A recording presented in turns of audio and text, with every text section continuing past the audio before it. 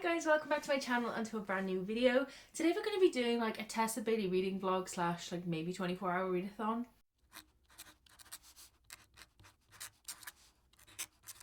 So I have over the past couple of months, to a year actually, acquired quite a few, oh my goodness, Tessa Bailey books. Okay, they're a bit unsteady. These are my Tessa Bailey book collection. I have never read a Tessa Bailey book. I've also never done a 24-hour readathon with a timer method. So I thought what a fun way to read Tessa Bailey for the first time would be to do a Tessa Bailey reading the first time vlog with a 24-hour readathon via a timer. So this is going to take me more than one day. So let me show you through the books that I have here. First of all, I have It Happened One Summer and Hook, Line and Sinker. Most of these books are quite chunky for romances, so I think they're going to take me quite a little while. But I'm really, really excited about this one. I've had this on my TBR for almost a year. These books are so tightly bound. Like, oh my god, that's insane. And this one is slightly bigger. This is a completely unrelated note, but why is that slightly bigger? Next up, we have My Killer Vacation. I hear so many mixed things about this, mostly just bad things. But it does sound really, really cool because it's like a murder mystery thriller mixed with a romance. It sounds really, really fun. So I still have it. I'm still excited to give it a go and see what I think for myself. But yeah, this one is... I think these two are the ones I'm most excited for, to be honest. Then we have the Hot and Hammered series, which I recently picked up. I can't remember the order. I think it's Fix Her Up, Love Her or Lose Her, and Tools of Engagement. Start the timer method and we'll see what happens.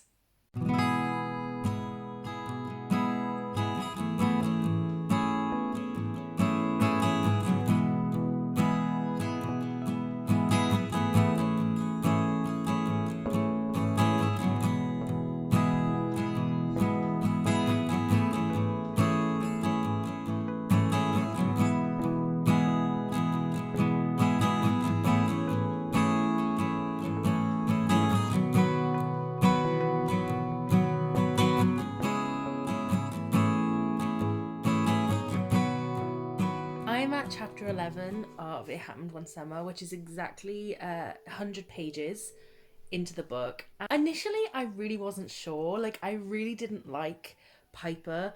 And then when we met Brendan, I really didn't like Brendan, the love interest. I mean, I don't think you're supposed to like her. She's supposed to be an annoying, spoiled rich kid. But I will say, as soon as she got to Westport, that's the place, she instantly became a much more likable person. Like, it's not like a slow transition. And even then, she is nice. She's a nice person. She just has grown up without a lot of responsibility. And Brendan has instantly realised he wasn't the nicest person and was apologised and is actively being nice. So, like, I really like it now. I like the way that they've admitted their instant attraction. Like, both of them had admitted it, but they have their reasons for not pursuing anything. And I just read the part where he's going away on a 3-day trip, and so he came to change the locks on the flat so that they were safe while he was gone. And then she's like, Brendan, are we friends? And he's like, no. But then they both smiling. Oh, it's cute. It's cute. I really like it. I was really, really concerned that it wouldn't be my cup of tea, but this is very, very cute. And I'm really excited to read more. And I am only 44 minutes in, I think that means. Yeah, 44 minutes in. So hopefully I'll be finishing this very, very soon today. I definitely plan on finishing it today. But yeah, this is the tightest bound book I've ever read. Like, I'm even trying to crack this spine to make it easier. And it's like a whole weight workout trying to crack it. So bear that in mind. I definitely would have probably picked this up on ebook if I was aware. But yeah, I'm going to carry on my read and I'll let you know how I feel when I may be halfway or if I have anything specific to say until then. But I'm really enjoying my time. This man organised somebody to come and put padding on her bed because she keeps hitting her head on the top bunk.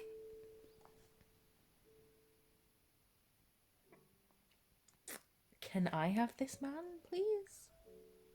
I will say I'm now 198 pages in, there is one criticism I have. And that is the fact that Brendan keeps calling her honey. And don't ask me why, but I absolutely hate it. It just doesn't feel like this man would say that. And he's been calling her it since the beginning, not like just during a romantic like period. So it just doesn't fit his vibe, in my humble opinion. And yeah, I don't like that part. I don't like when anyone calls anyone honey. It's just my least favourite pet name. But yeah, that's my only thing, is it keeps drawing me out of the story. And there was a steamy scene and he kept calling her it, and I was like, ruined. Other than that though, I'm really, really enjoying it. I feel like the fact that I keep updating from the same place is not good. But I've been reading in the same place, so I don't really know what to say. Okay, now that I look less like a boiled egg, I am 2 hours and 40 minutes in, and I am at page 282. So I'm quite close to the end. My thoughts are all over the place with this book. I love it as a whole. It's definitely an amazing book, and it's one of the best romances I've read in a really long time. I think I have a couple of issues that are stopping it being the 5-star that it wants to be. The small town doesn't feel very small towny. I like that it's small town, but I think I needed more from Westport. Obviously, Brendan's got his crew, his boat crew, and obviously there's family there and things, but it's not giving the small town that I want it to give. Like, usually with small towns, everybody's so close-knit and everybody likes each other, and you know, they go to the local store and they have a chat with people, and it's not giving quite that. And I feel like if it just gave a little bit more of that, I'd be over the moon. Because right now it feels like the only person Brendan talks to is Fox, and that's only because he's the main guy in this, so like there has to be some sort of setup for him. But I feel like Brendan's been in this town his whole life. There would be a lot more to him than that. Obviously he has got like Mickey and things, but just more, you know, just considering his whole life is set up there. And I think if it had that, it would be a 5-star, no doubt about it. I don't know what it is right now. It could still be a 5-star, but I think it's lying on more like a 4.5. But that might be just being really like pedantic about it. I don't know. There's some things that this man does that makes me cry. Honestly, I've cried like a few times now. Like teared up cry, not quite sobbed cry. I must say, Hannah, love her. We're not getting a lot of her, but I'm so excited to see more of her in this book. I can't even tell you. I'm so excited. She seems brilliant. I love her obsession with music and things. I love the kind of like the overhaul of the No Name bar, but I want to see more. Just more of everything. Okay, I'm here because I have finished It Happened One Summer.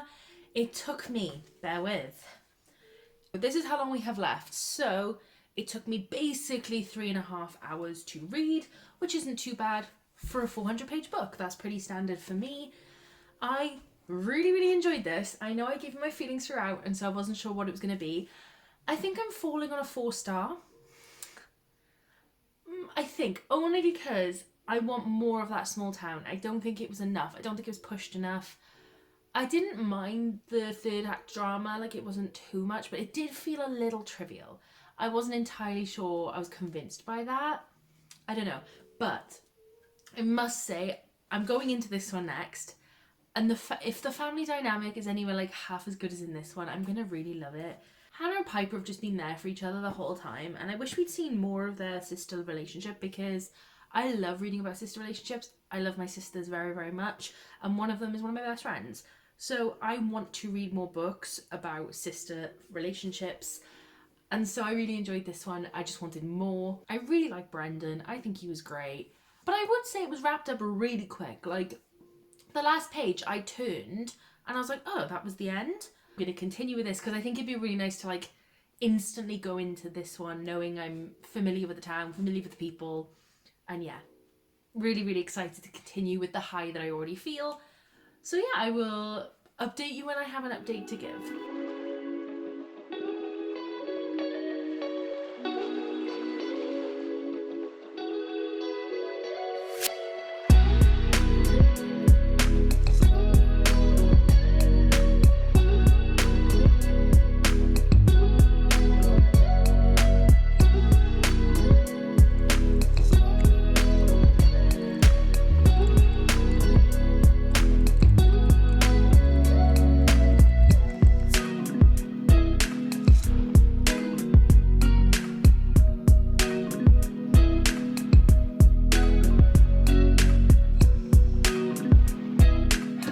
I've been reading?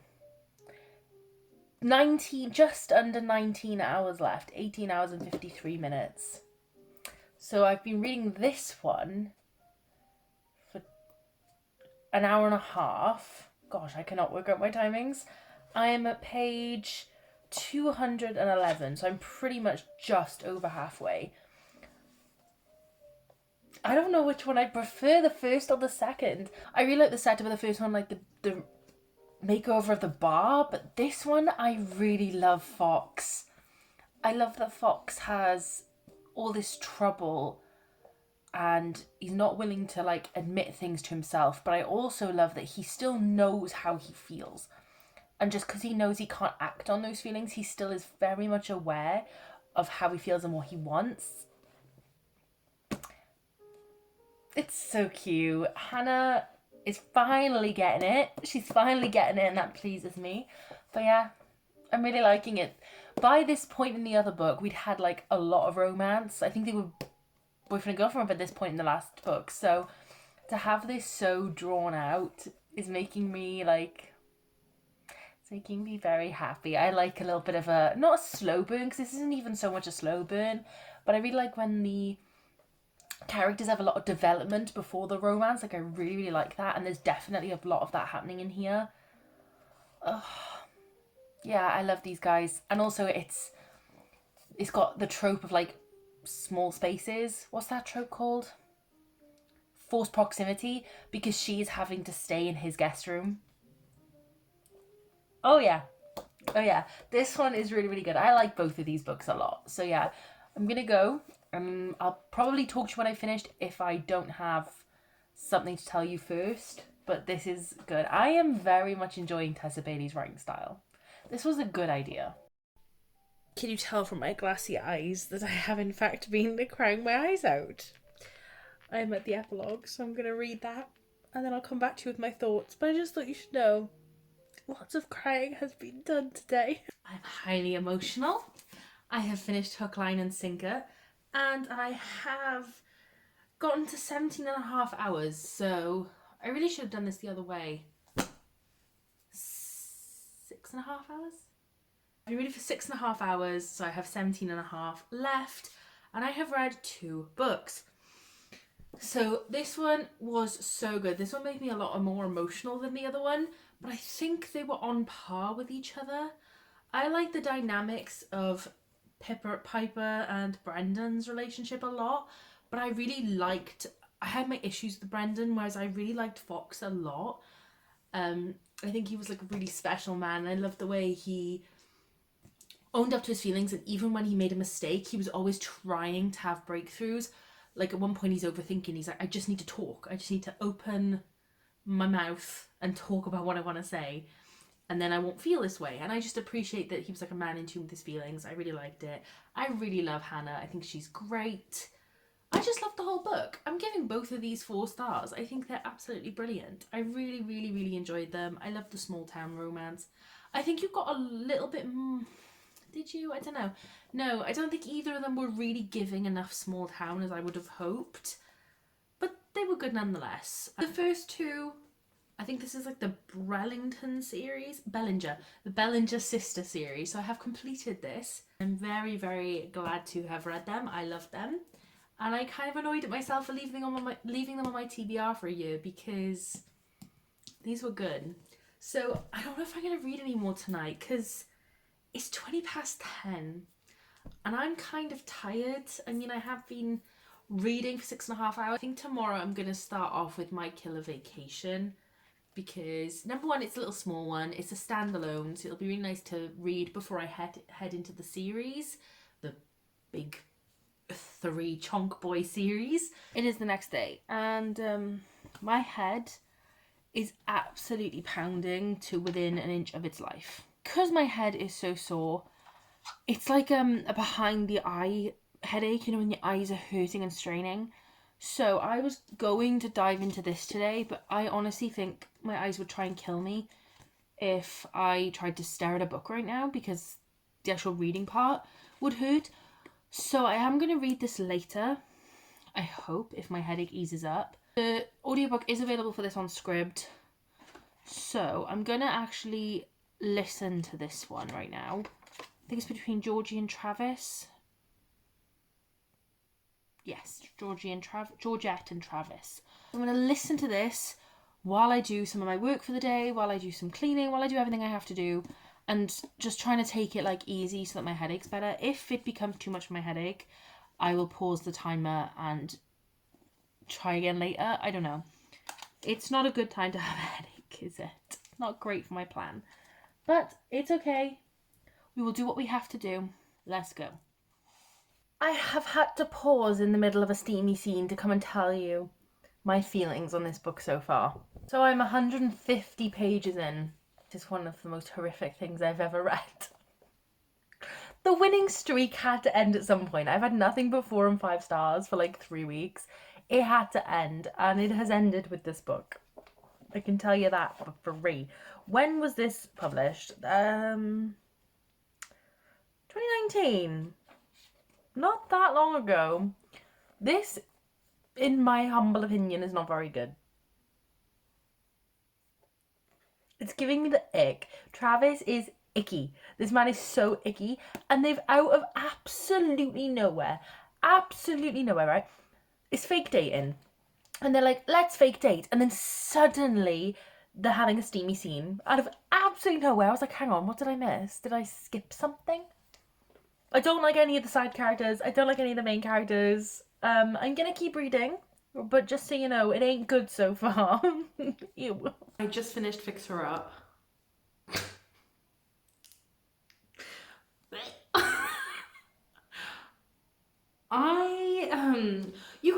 You can tell it's the same author as It Happened One Summer. I think I said to you guys yesterday, there was like something in the scenes that was making me a bit and ah, because I wasn't entirely sure. I don't know if I told you, but they used the word, like Tessa Bailey in the It Happened One Summer kept using the word femininity for her downstairs region, and I was not vibing with that. And so that kind of gave me the ick a little bit. And in this book, I was getting the ick through the steamy scenes so much. And it had the same essence as It Happened One Summer. But I think she's improved, thankfully. I'm definitely picking up the rest of Tessa Bailey's works in the future. But this proved to me that I do not want to read her backlist.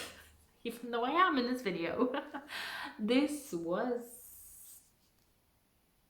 I don't know if I said, but I gave it a 2 stars. This was a choice. This was seriously a choice. And I wouldn't say a good choice. I don't even have anything to say. I thought Georgie and Travis were fine as main characters. I mean, they were basic romance characters. Like, there wasn't really that much to them, but they weren't bad. There wasn't really much going on. It was kind of insta-lovey, really, in a way. Even though it was fake dating. I don't know. It just wasn't my vibe. It wasn't for me. I think if you weren't like a romance connoisseur, like if you were just starting out, I would have eaten this up. When I first started reading romance properly like a year ago, I really would have. But now, I think if you've read a lot of romance, skip this one. But if you haven't, you could definitely read it. But I did not like this. I did not like this at all. But it's also not the worst, you know? I am now very concerned about reading the remaining 2 in this series. I still don't know if I feel ready to physically read, but I also don't want to have my audiobook on anymore. You know, I've just had that audiobook on my head for like 4 hours. I don't think I'm capable of continuing with it. But I also don't know if I'm capable of sitting and reading My Killer Vacation.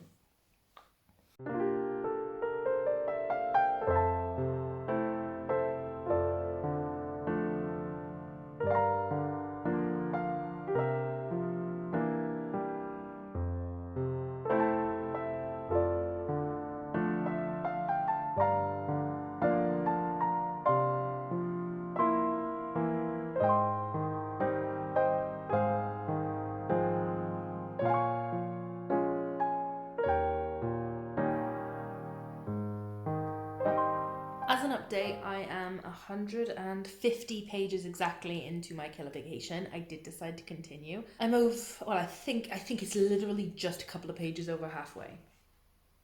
I'm not liking this one either, unfortunately. I mean, I kind of expected not to like this one because I've not heard the best things, but I was really hoping with such a beautiful cover that I'd love it. I do not. It's like a murder mystery, and then the bounty hunter who's investigating the mystery and the girl who found the body are protagonist. Very sexually attracted to each other since the beginning, and there's not really been a lot of tension, there's not really been a lot of build up, there's not really any sort of romance right now, so I'm not really sure what we're like trying to hype up here. All around it's giving Wattpad energy, and not in the good easy to consume way. It's not even easy to consume. Like, I'm having to like proper drag myself through it. Like, I don't want to be reading this anymore. I am halfway now, so I'm going to continue. But it's written better than Fix Her Up, but the storyline is a lot less interesting than Fix Her Up, which is weird because it's a murder mystery romance. That sounds amazing, but no. So yeah, it's probably going to end up around the same rating as Fix Her Up, but I have different reasons for that. But yeah, I'll go and continue, and I'll let you know my final thoughts when I'm done. I've finished. And I'm giving it a 2-star as well. I have quite a few nitpicks about this. First of all, this man's weird obsession with her boobs from the beginning of the book, right? And it's just, it gives off weird man energy. Like, he's definitely he's an older man, which, you know, it's fine. But then he's an older man staring at a young woman who, and then like objectifying her body from the beginning before he's even said a word to her.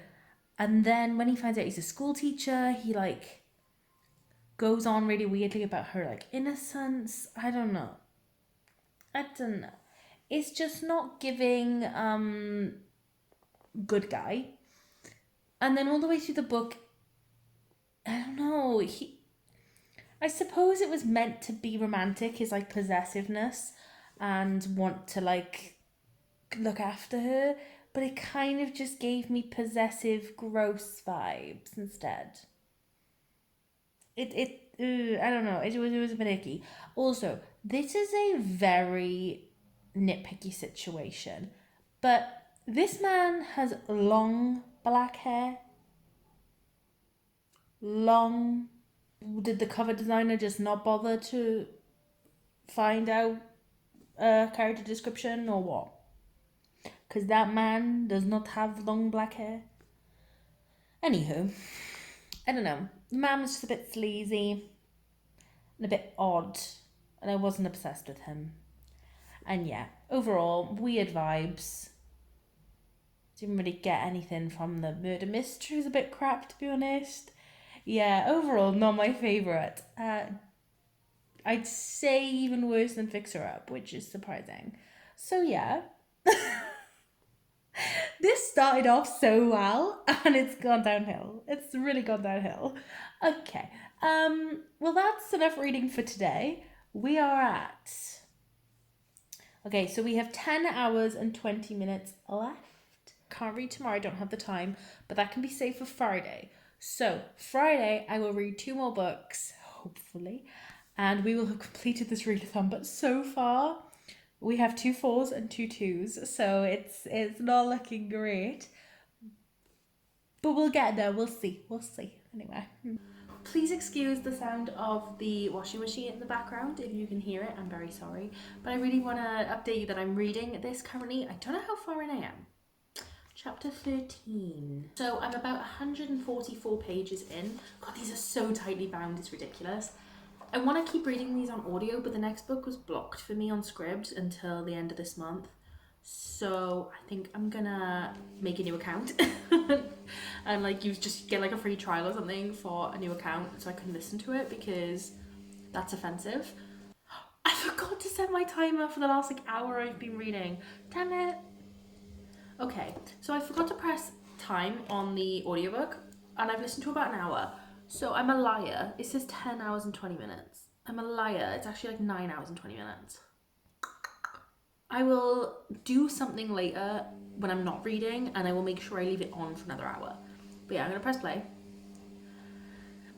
doesn't matter. I'll leave it on while I talk to you. I'm going to try and get it down an hour somehow so that it's actually at the right time. This one follows Rosie and Dominic. So we did see them in the first book. They were kind of going through a really rough patch with their marriage. Rosie is not, in the first book, she's like really not vibing with Dominic anymore. She says that he doesn't really speak to her, he doesn't really take on her feelings and all this thing. And so at the beginning of this book, she actually leaves him and she goes to stay with her friend Bethany, who I think is the person of this. Yeah, she's the main character in this. So she goes to stay with her friend Bethany. And he then says to her, like, I'll do anything to keep you. And she's like, I didn't think he'd even care. Like, he doesn't seem to care. But she agrees to go to counselling with him. And he's willing to go, even though he doesn't talk about his feelings. Dominic is actually a really interesting character, and there's so much going on to him and his childhood and things that have led to him being the way he is. And it's talking a lot about love languages and what works and what doesn't for different people. So I found that very, very interesting, and I am actually enjoying this a lot more than Fix Her Up. Not that I'm loving it. Like, it's definitely not It Happened One Summer level, but it's definitely better than Fix Her Up. So I'd say it's about a 3. Like, I am enjoying it, and I am enjoying the concept of fixing a marriage, which is not something I thought I'd like. I really thought this was going to be my least favourite, simply because of the topics, but no. I think it's good, and I would say that the steamy scenes aren't as icky as they were in the other 2 books. Like My Killer Vacation and Fix Her Up, I think I mentioned on both that the steamy scenes were icky. Not the case with this, which is great. But yeah, so where we are right now is just them still working through, you know, they've got a lot of chemistry, they clearly still love each other a lot, but it's whether they can learn to appreciate each other and learn to provide each other with the love languages that they each other want instead of what they think they should be giving. I think at the moment we're focusing a lot on Dominic's faults, but I think it's going to switch over soon to figuring out what Rosie is doing wrong in the marriage. And yeah, I'm just excited about it, and I'm enjoying seeing them, and I am rooting for them. So this is really, really nice, actually. I'm having a good time. I have to apologise yet again for the washing machine. It's even a different load, and I just didn't think. So I do apologise again. But I finished Love Her or Lose Her, so I wanted to give you an update on it. I have finished this, and I think I'm going to give it a 3 stars. I enjoyed it a lot more than Fix Her Up, but it still wasn't like on It Happened One Summer level, as I already said.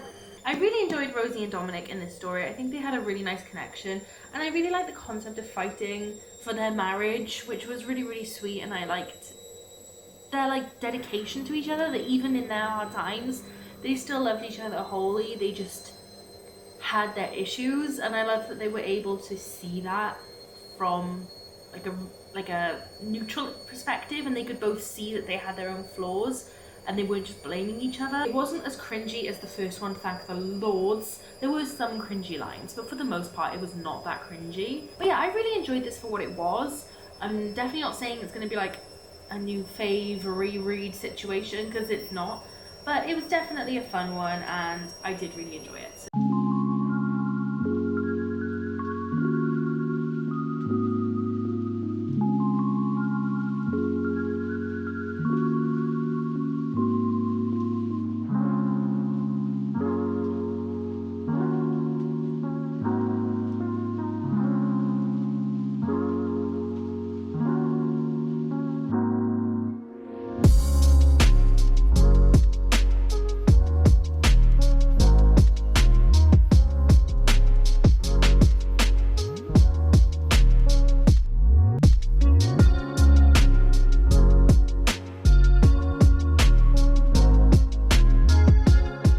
So sorry that I did not update you once on Tools of Engagement. I literally just finished. I didn't update you at all. I'm very sorry. We have finished the timer with 5 hours and 2 minutes left. So that was amazing that I actually managed to read 6 Tessa Bailey books in 24 hours. Like, I'm so impressed. You know, I just didn't expect that of myself. In regards to the final book of the Hot and Hammered series, is it looking so good? No, it's not. This was a 2-star. It was very reminiscent to Fix Her Up. Like, it gave me ick again, and I definitely feel like the scenes that I said gave me like grimace, it was making me grimace, was the same in this one. I feel like she really improved in Love Her or Lose Her, and then went back downhill. And I know what it is. Basically, for some reason, Both Travis from Fix Her Up and Wes from this, both of them seem to, like, during the act, seem to start saying things, like making like whole essays up while they're doing the deed. And I'm like, can we shut up? And they're like, I'm gonna do everything for you. I'm gonna fix us. So shh. I can't listen to it. It's actually gross. Like, just get on with it. Why do you have to do these things right now? It's just odd. It's just odd. And I think that's what's doing it. Whereas because, oh my god, what was his name? Damien? Was that the name of Live Run Loser? I think so. He wasn't so much of a talkative person. He didn't feel the need to make these spiels, and rightly so. So yeah, the fact that that was back into this, it just cringes me out. I was sitting there like, ew, not the time. Not the time. It's also very insta-lovey. Meant to be like hate to love. They hate each other for about 4 pages, and most of those pages were in the old book. And the minute this one started, they were like, yeah, love. Like, trying not to spoil anything, but it was like the most fast-paced romance ever known to man. It also has a child involved, so Wes is looking after his niece, as his sister has a drug problem and has run away. And I don't like children in my romances. I don't read single parent romances for that reason. I didn't know that was in here, so it wasn't going to be my kind of book from the beginning. I didn't hate that aspect. I thought the child was really sweet, and I liked the way that she was included. But the things that they did in this book would have been a terrible thing to have done in real life with a child who was suffering from abandonment, suffering from everything she was going through. You wouldn't have made those choices on a whim, especially with someone you've only known, like, or even been close with for 2.5 weeks. 2.5 weeks. They weren't even official girlfriend and boyfriend when they started doing the things that were like affecting a child. I don't know. You don't know. It just wasn't, realistically, you'd have to suspend your belief a lot to enjoy it. The thing that happens in most companion series is, yes, they're related, and yes, you see the other couples, but it's such a small amount that you wouldn't have to bother reading the books in order. This, you definitely do, because you miss their introductions and things. Like, I would not recommend picking those up if you've not picked up the first 2. You could, but I wouldn't recommend it. Same that I wouldn't recommend picking up Hook, Line and Sinker if you haven't read the first book. Tessa Bailey really does write romance series well, in regards to, you feel very connected with the interloping storyline. Like, I really liked all of the friends, and it feels icky to say it, but the Justice League Club. Yeah, it's icky to say it, but like that little companion of friendships, and the 3 girls that we follow in this having that friendship, and then the like renovation company, it's all very, very good in the way that she does interweave the stories. And same with the It Happened One Summer series, which I just absolutely loved. She does it very, very well, making a sense of community. If you are thinking of picking up Tessa Bailey, my recommendation is definitely It Happened One Summer and Hook, Line and Sinker, which I loved. So that's how we couldn't have had all of them be wins. Favourites of this reading vlog were It Happened One Summer, Hook, Line and Sinker, and Love Her and Lose Her. And unfortunately, the ones I didn't love were My Killer Vacation, Fix Her Up, and Tools of Engagement. I am definitely encouraged to pick up more Tessa Bailey in the future, but thank you so much for watching this video, especially if you got to the end, and I shall see you in the next one. Bye!